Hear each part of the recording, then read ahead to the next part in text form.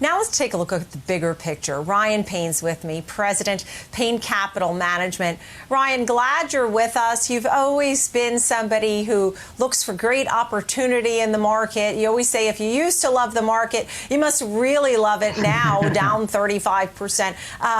What are your thoughts on the action that we're seeing? Because people obviously have so much anxiety, but at the same time, this could be a great buying opportunity.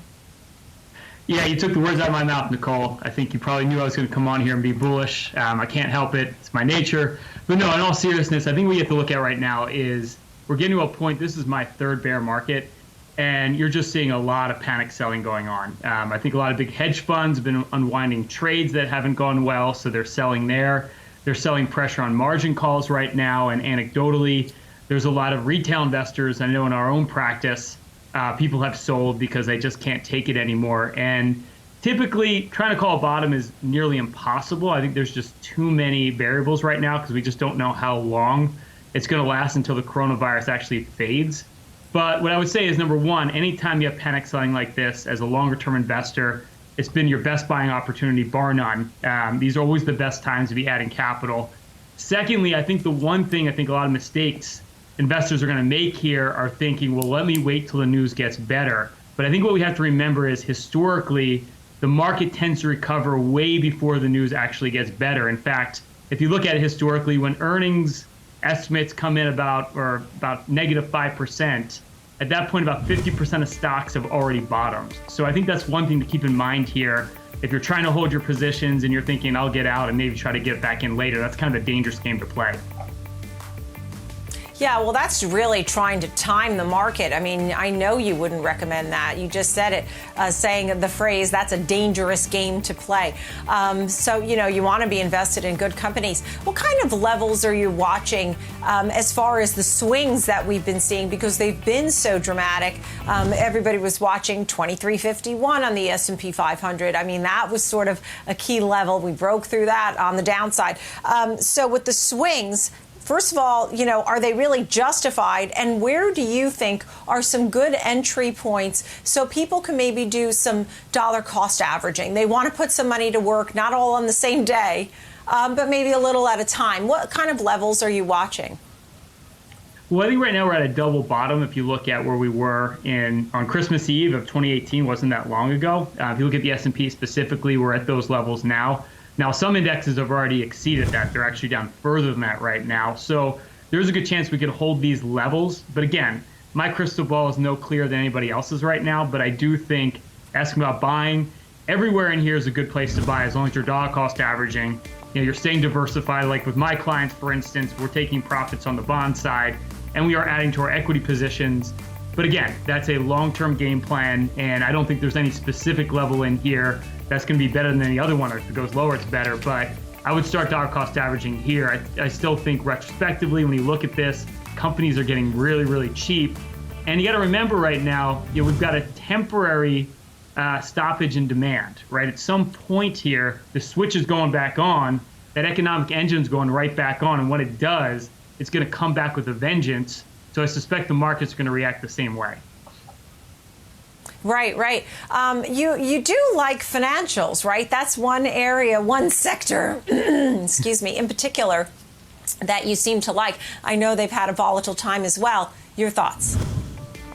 Well, I think a lot of it's about net interest margins here. And the one thing that's kind of interesting is the Fed has lowered interest rates again, but the 10-year right now is actually trading around 1%. So that really hasn't gone back to those lows we saw a couple of weeks ago at 0.4%.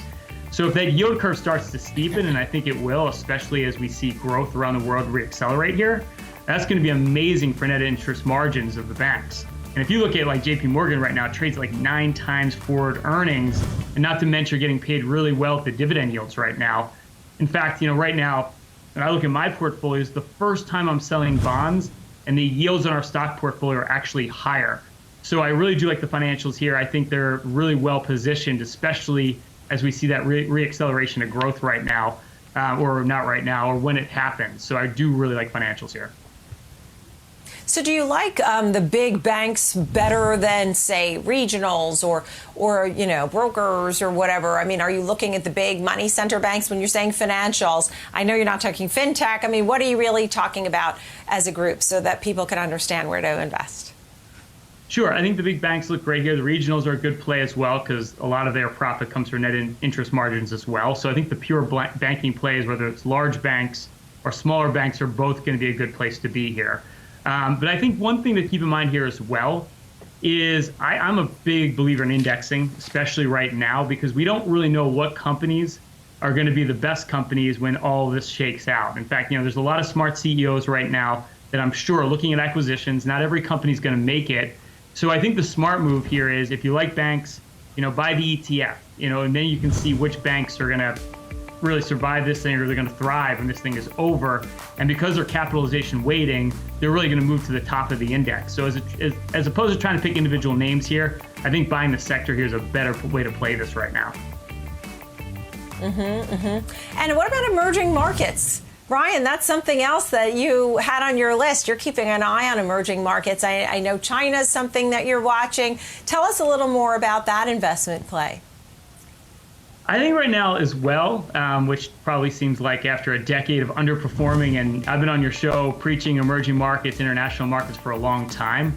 But I think right now specifically, you're finally starting to see the dollar weaken a little bit today. And I would say that the strong dollar has probably been one of the bigger weak points for the emerging markets. They really don't thrive when the dollar is really, really strong.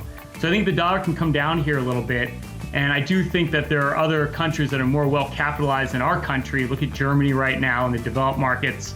They're really throwing the kitchen sink at the problem with fiscal stimulus in Germany.